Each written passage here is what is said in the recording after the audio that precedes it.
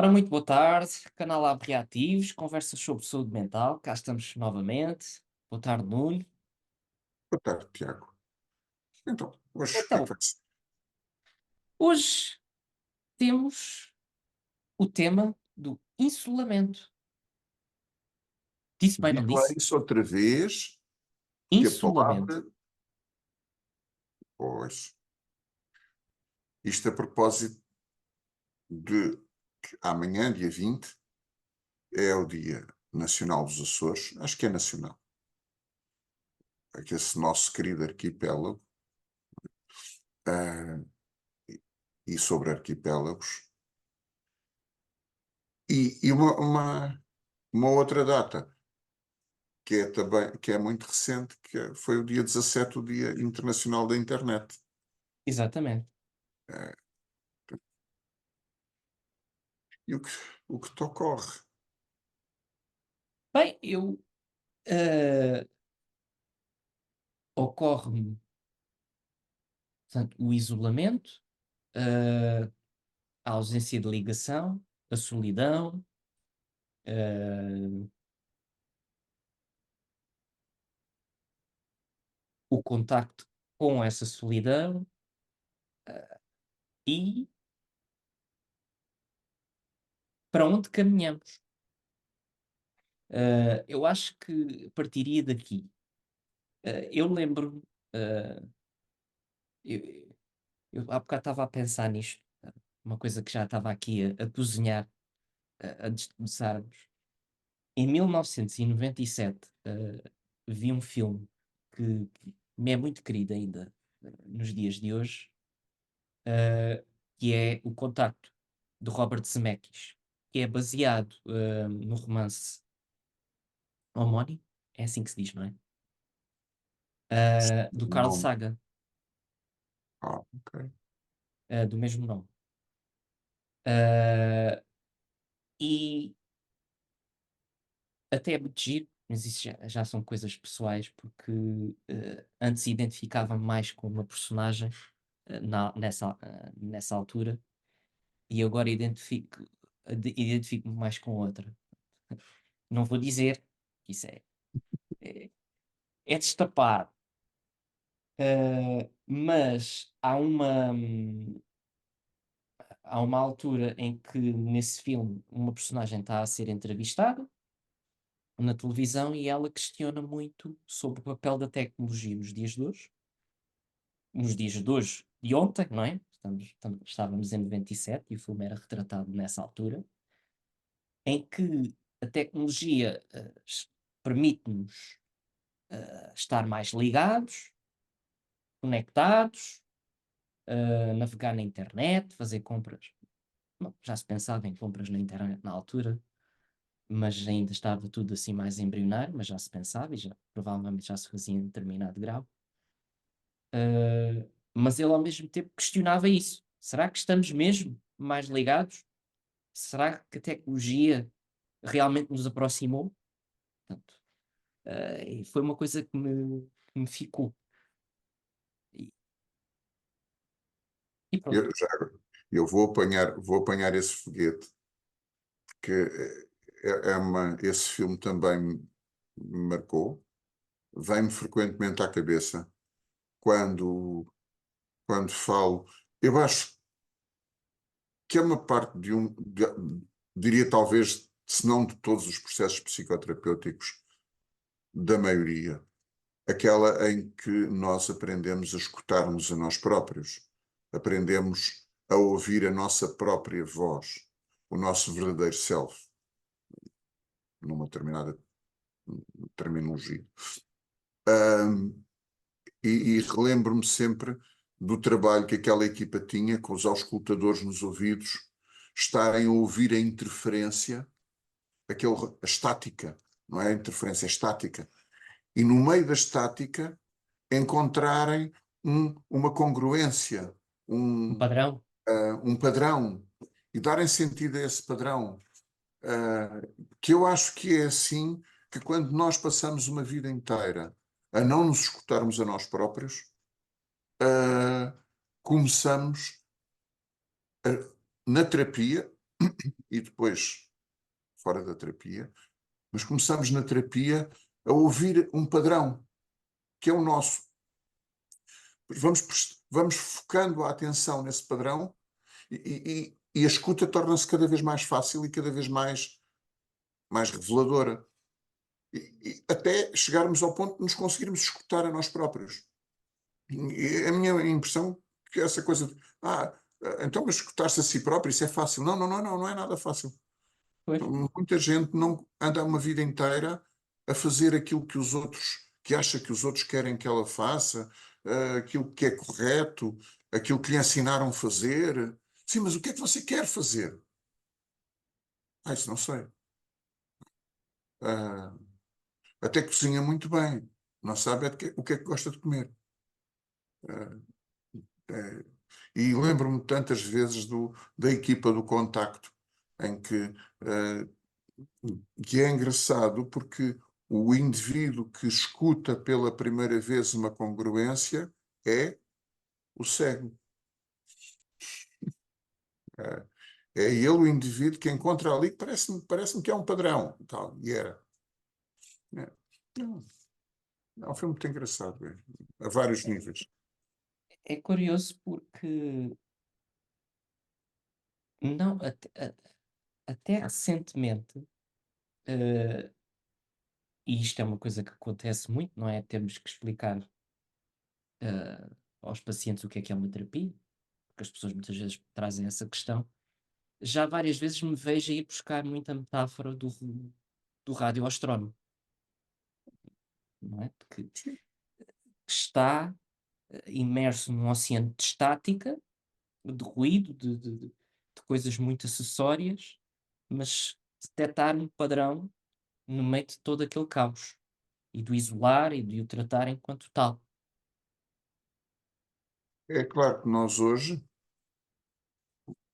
pegando no que estavas a dizer há bocado, temos dispositivos informáticos, algoritmos, que fazem essa escuta e que podem oferecer ao humano os seus achados.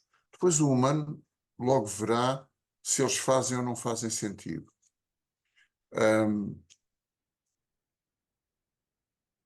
Portanto, aquela ideia à velho do Restelo que os sistemas de informação vêm corromper a pureza do humano, vêm corromper este ser maravilhoso que nós somos. Falo-ão se nós quisermos. Podem ser uma ferramenta útil ou podem destruir-nos, destruir a nossa identidade, atrofiar funções, etc. Pegando no filme Contacto novamente, se calhar hoje não faz sentido haver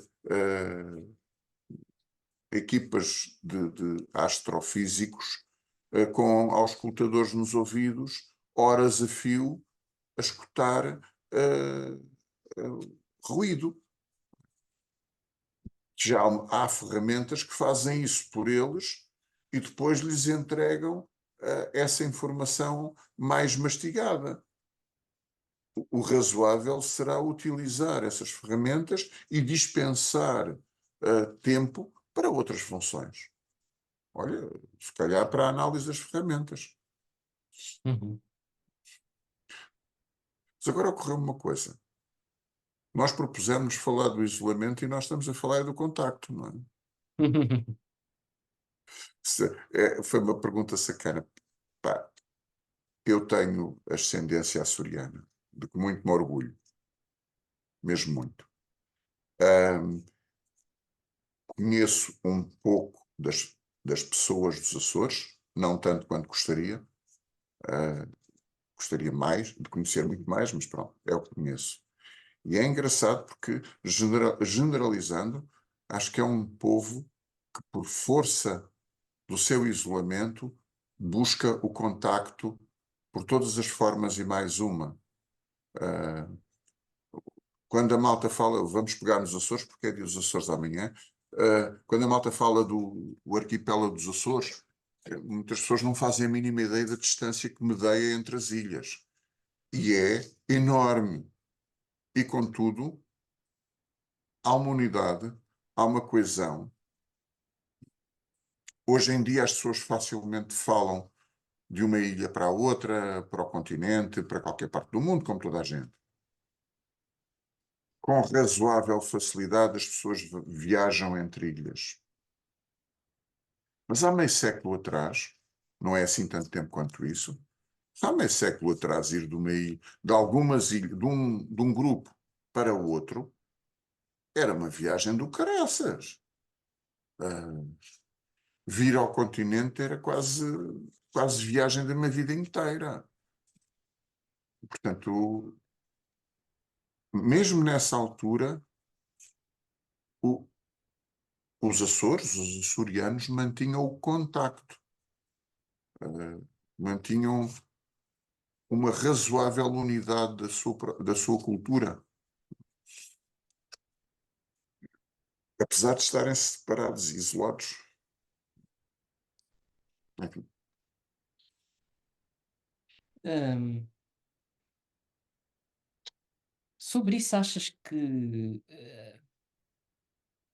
o contacto poderá ter sido banalizado pela tecnologia, unindo estes dois grandes tópicos que introduzimos aqui? esses são os velhos do Restelo. E banalizado é um termo tão mau, sim. Tornou-se mais fácil. Uh, e isso tem as suas consequências. Eu, a minha intuição é será globalmente vantajoso para todos nós que possamos contactar uns com os outros com facilidade. Uh, já agora que evocas um filme, permite-me evocar uma outra cena marcante para mim nas cartas de Iwo Jima, quando lá o coronel japonês lê as cartas que o militar americano traz da mãe dele,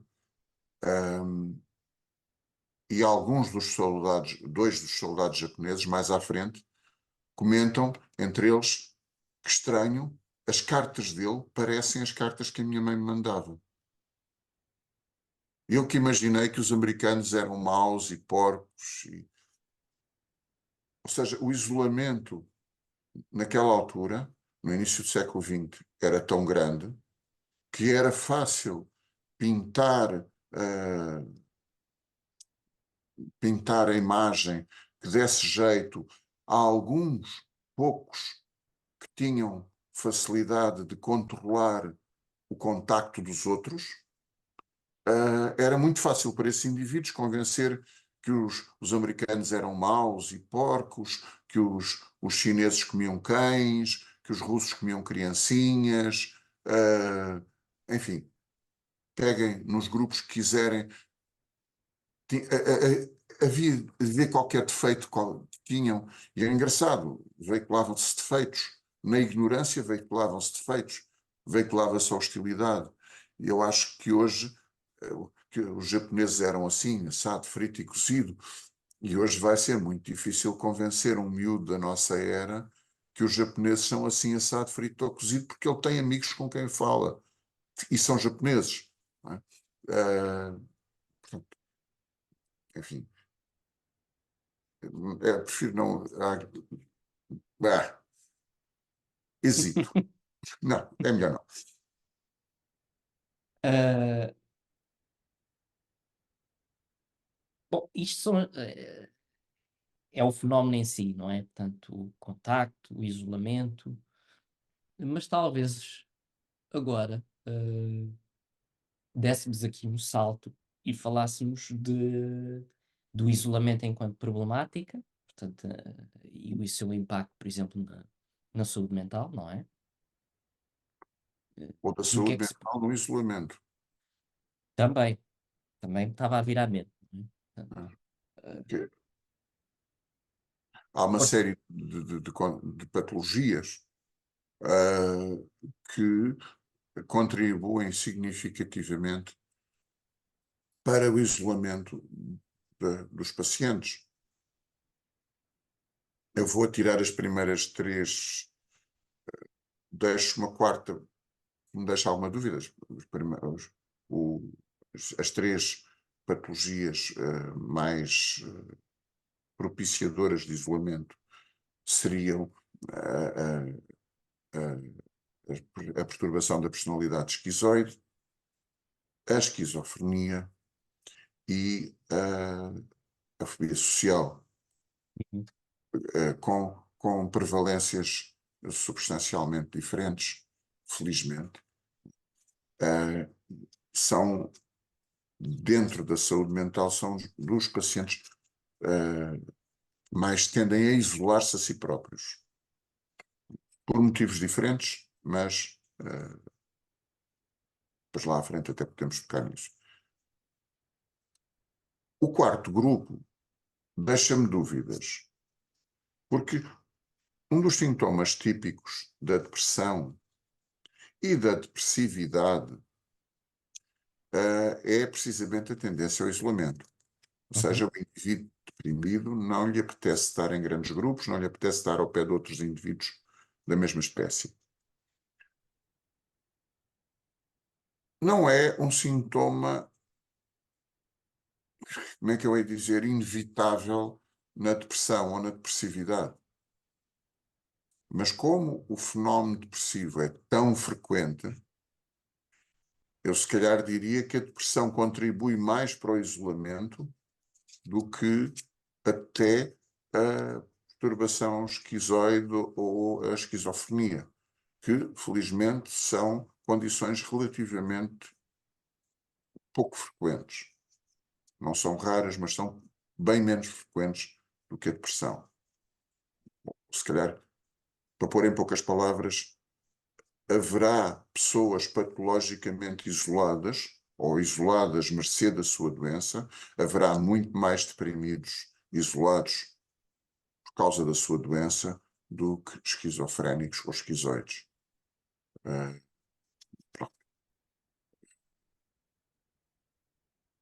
e isto aqui, este isolamento, é um bocadinho ao contrário daquilo que começámos a falar, quer dizer, as pessoas vão se deixando envolver usando a internet ou coisa que o valha e vão se afastando dos outros. Bom, sim, talvez, é possível. Mas aqui fala-se de patologias em si que promovem o afastamento dos outros indivíduos. Eu diria que às vezes tem até um efeito de bola de neve, que é quanto mais isolado o indivíduo está, mais dificuldade tem em se reparar ele próprio. Uhum. Parece que uma das chaves, ou um dos elementos regenerativos, está muito no próprio contacto com o outro. Um contacto eh, prazeroso, não é? Pronto. Já agora, se me permite, uma imagem que. Uma imagem, mas não é uma imagem, é do, do manejo de terapêutico de cães, pelo menos. Há terapeutas de cães que utilizam o efeito da matilha para fins terapêuticos. Estou-me a lembrar uma pessoa, um casal, não é uma pessoa, são duas, um casal que trabalha com várias espécies, não só com cães. E uma parte do trabalho deles é receberem cães com problemas comportamentais para tratamento. E uma das ferramentas, não é só, mas uma das ferramentas que eles usam é o efeito da matilha, um grande grupo de cães que eles têm, que eles cuidam e tratam, um, e em matilha, os cães perdem alguns comportamentos que não são desejados pelos donos, naturalmente, pela integração na matilha. A matilha estabelece uma hierarquia, e isso para alguns cães faz falta. A matilha é securizante, ou seja, eu não tenho que estar atento a tudo, porque há outros que estão atentos. Portanto, eu só tenho que estar atento a algumas coisas, os outros estão atentos a outras, e nós, como grupo, funcionamos bem. Há uma série de mecanismos do grupo que ajudam o indivíduo a integrar-se melhor. E eu acho que isso é muito. Espelha muito aquilo que se passa na nossa espécie também. O paciente mais psicótico, eu pus-me aqui a chamar nomes, o esquizoide, o esquizofrénico. Bom, estes são perturbações ditas psicóticas, em que o predomínio é de uma alteração qualitativa do contacto com a realidade. São indivíduos que não percebem a realidade, ou não compreendem a realidade, em poucas palavras, da mesma forma que a maior parte das pessoas. E estes indivíduos têm toda a vantagem em contactar com a realidade, confrontarem-se com o princípio da realidade.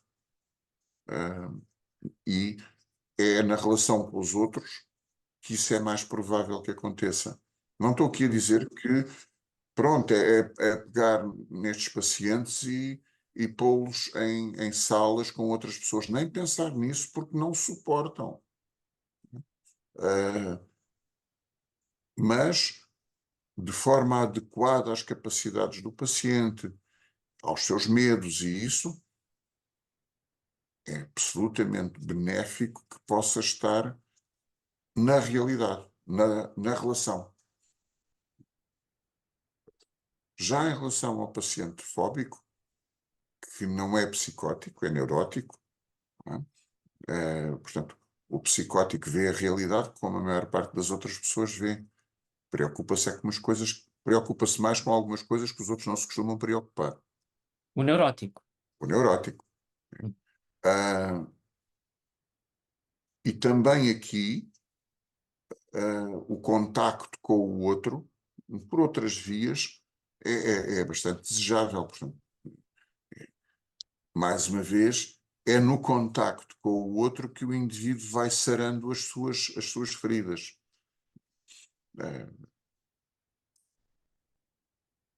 Diria, vai revertendo, neste caso dos pacientes com fobia social, vai revertendo, pouco a pouco, o mecanismo fóbico que se autoalimenta. É uma das vias pelas quais a fobia se instala é porque ela é autoalimentada.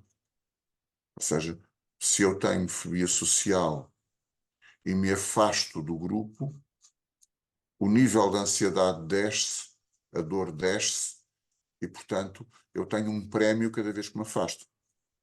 Então, tendo a repetir este mecanismo. Face ao estímulo, eu afasto-me. Dói menos, é um prémio. Conseguir estar com o grupo na dose adequada é uma forma de inverter o ciclo autoalimentado. Enfim, já me estiquei. Uhum.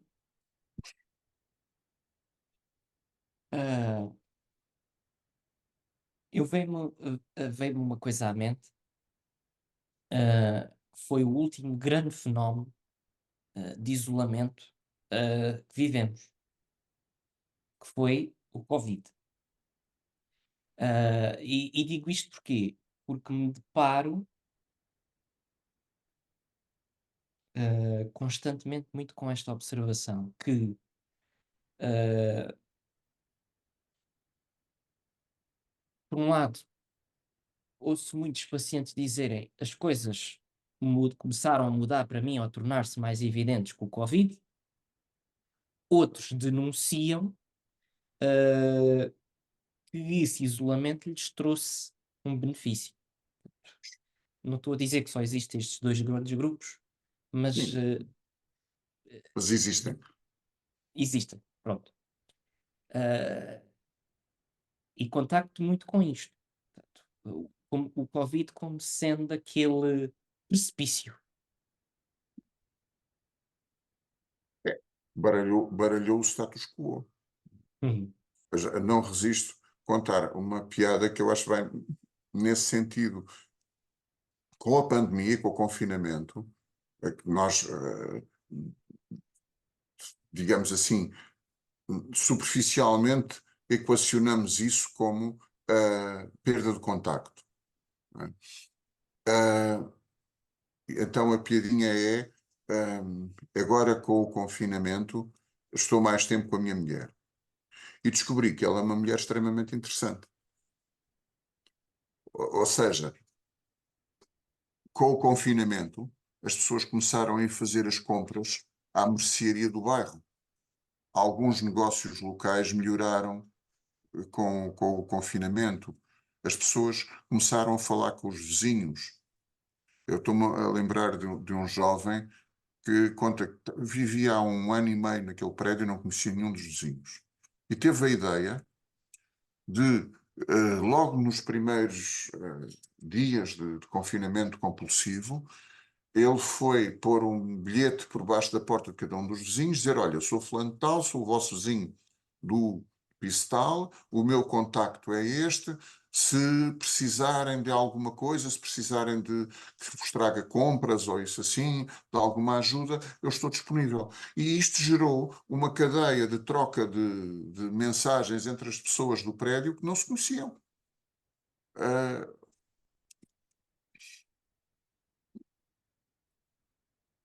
Se calhar fisicamente é assim. Se nós nos afastamos de algo, num espaço finito, inevitavelmente aproximamos-nos de outras coisas. Não é? E esta malta que todos os dias saía para ir trabalhar em funções extremamente importantes, gastando horas sem fio em transportes onde não conhece ninguém, onde não fala com ninguém, onde não se liga a ninguém, e de repente começa a ficar no sítio onde vive e a ligar-se, a ter tempo para se ligar mais às pessoas ali naquela zona. Ou seja, esse isolamento se calhar permitiu mais contacto. Para muitas pessoas, para outras foi mesmo uma fonte de isolamento tóxico, doentio, adoeceu pessoas, sem dúvida. Mas não sei quantas, não sei se não terão tido um vislumbre de uma vida mais saudável. uhum, sim. Nós Ahm, vivemos ligadíssimos. As pessoas, por exemplo, nos transportes públicos de Lisboa, andam extremamente ligadas.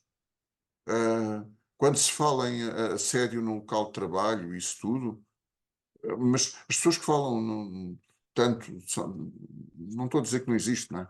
Mas que falam tanto no assédio, mas não falam nessa coisa das pessoas andarem nos transportes públicos em, em maior proximidade física do que se calhar têm nas suas relações amorosas. Quer dizer, eu gosto de brincar, que só me admiro como é que as pessoas não engravidam nos transportes públicos, não é?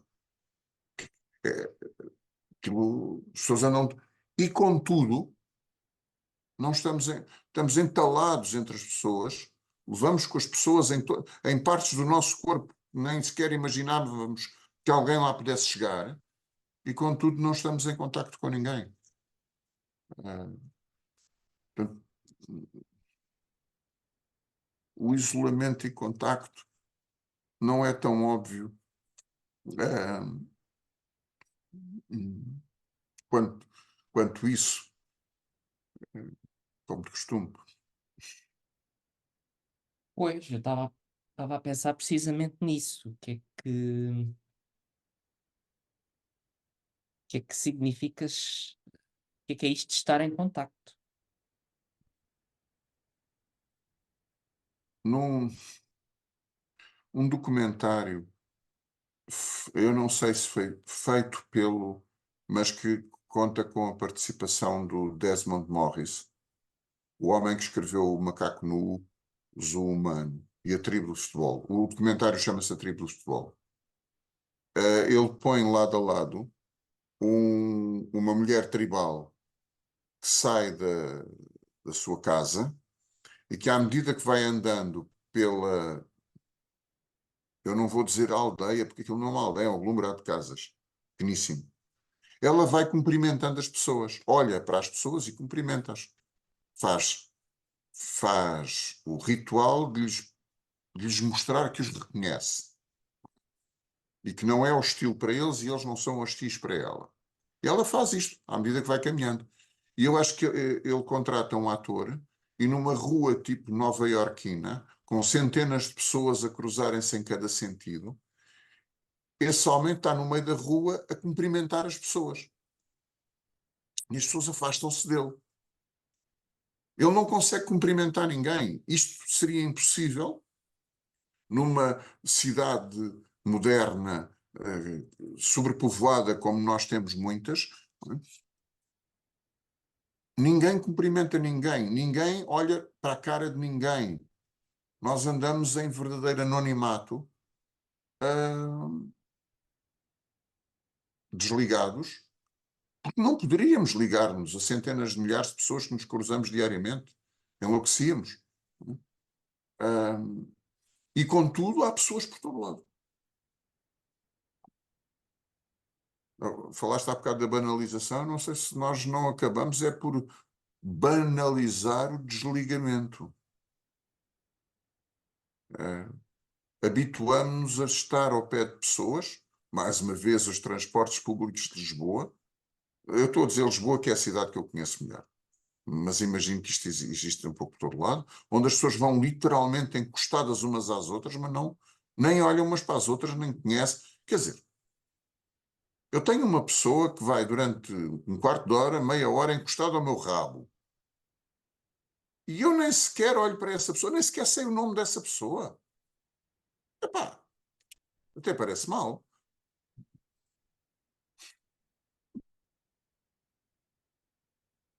Ah, por oposição, depois, até quando falavas da questão do Covid e daquele indivíduo que teve a iniciativa de conhecer os seus vizinhos, também me veio à mente a questão do desejo de conhecer. Ah, existe um desejo de conhecer, ou despertou-se um. Vá, diz a palavra, diz a palavra. Não sei qual é a palavra que. Ah pá, aquela palavra linda da Melanie Klein, Há, epistemofilia? pulsão, a pulsão, diz. Pulsão epistemofílica. Pronto, já. É. Nós temos-la. E junta a isso uma outra coisa. Como somos uma espécie gregária, pá, como os flamingos, como os lobos, como os elefantes, como os patos, ah, nós temos tendência para nos ligarmos aos da nossa espécie e para querer saber. Portanto, as pessoas tendem a ligar-se. As pessoas tendem a. Pá, só me ocorre o termo em americano, pá. Reach out. Uh, estender, estender-se para fora para Uhum. contactar. Uh, nós fazemos isso até com outras espécies. Um fulano encontra um morcego, consegue, um bebê, consegue ajudá-lo a sobreviver. E depois liga-se ao morcego. Eu disse um morcego, pode ser um rato, um gato, uma pantera, seja, se nós o fazemos com seres de outras espécies, naturalmente, temos tendência para fazer com os da nossa própria espécie.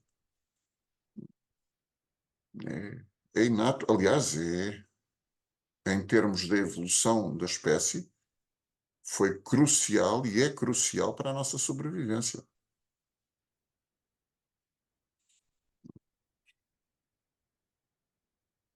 Eu acho que há aqui ah, parece existir aqui um ponto muito intermédio entre contacto e isolamento, portanto, entre insulamento e ao mesmo tempo também não nos deixarmos, deixa lá ver se eu consigo dizer isto bem. É outra palavra que me está a vir à mente, que é apanhar uma grande insolação do outro, não é? Portanto,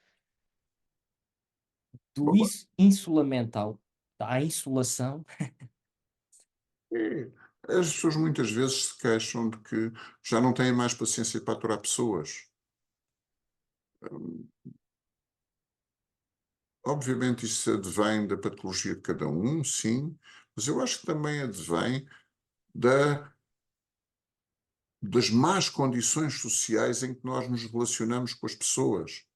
Por exemplo, aquele chefe ou aquele colega, pá, que não se atura, pá, no trabalho, pá, um chato, é isto, é aquilo, é aquilo outro.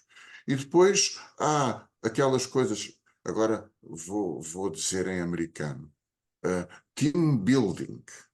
Epá, ou a malta vai fazer um almoço ou um jantar de. Pá, e afinal aquele gajo até era um gajo porreiro. Pá, gostei imenso de falar com o gajo.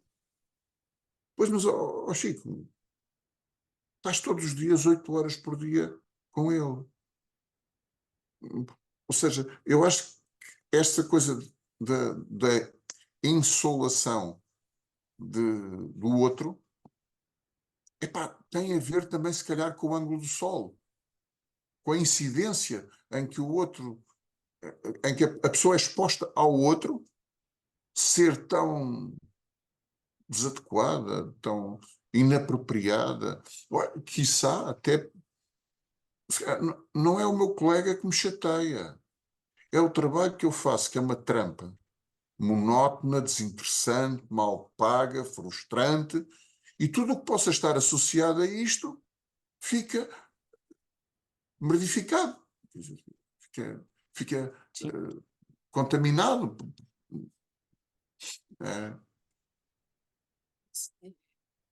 É, isso está-me até aplicando e afunilando muito, especificando muito isso para o contexto da terapia, não é incomum o paciente trazer consigo, obviamente que ele traz sempre, não é? Mas hum, colocar na terapia ou o terapeuta tornar-se ele o representante da insuportabilidade que traz consigo, que o hum, paciente traz consigo. Portanto, hum, hum. ah, Eu já não posso com as pessoas e agora tenho que estar aqui com este gajo. ou até sempre que eu me sento aqui nesta cadeira, vêm as lágrimas aos olhos. O, o enquadramento da psicoterapia, pá, toca esta questão do isolamento, contacto, de tantas maneiras. Ou seja, é este contacto com o terapeuta que é insuportável. É este contacto com o terapeuta que é insuportável porque eu preciso tanto dele. É este contacto com o terapeuta que não é suficiente para mim, eu queria mais contacto. E é a repetição da falta de contacto que eu sempre tive. Hum, qual terapeuta? Estava agora a brincar, porque para alguns pacientes não está lá terapeuta nenhum, não está lá ninguém. Portanto, se calhar vamos guardar isso para outra conversa, porque eu acho que esta é muito nutritiva. Esta É, está. e eu até estava a pensar muito, porque falei na pessoa que se sentava na cadeira, mas depois também há o contexto da pessoa se deitar num divã. Sim, E como é que é esse contacto? Como é que é um e outro? é, é, guardamos para outra altura. Essa- é que tem pano para mangas. Pois tem. E eu não queria deixar de voltar aos Açores, ah, à lei de brincadeira, um grande bem-aja para as pessoas daquela terra. É claro que uma boa parte deles são meus familiares, pronto. Ah, mas que é de facto uma terra maravilhosa, de gente maravilhosa, ah, e que lutam contra desafios muito sérios em termos de saúde mental. O- o- os Açores são uma terra muito bonita, são um conjunto de ilhas, mas é uma terra, é uma só, muito bonita, mas com alguns fenómenos naturais que, meus senhores, fazem um qualquer borrar-se, pronto. Tremendo. São uma terra de emoções fortes. E de como ah, esse desafio, não é? Da própria dispersão do Uhum. arquipélago, leva as pessoas a valorizar um contacto muito especial. Sim, sim, sim, sim. E é, Como a assim, topografia, na topografia do ambiente atua diretamente nas pessoas. eu aqui, darwinianamente, acho que é ou voas ou morres. Ah, e foram selecionados aqueles que, criando ligação, conseguiam sobreviver aos intensos desafios da geografia e da própria da meteorologia, enfim. Ah, é, sim, porque nem sempre se conseguiu ir de Lisboa a qualquer ilha dos Açores em 2 horas e pouco, confortavelmente sentado. Já houve alturas que era uma epopeia. E, Para não dizer a Odisseia. bom, o Homero nunca foi aos Açores.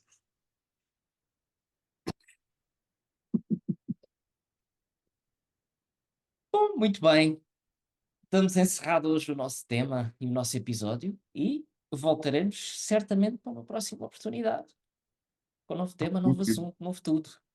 Ah, até Adeus, até à próxima.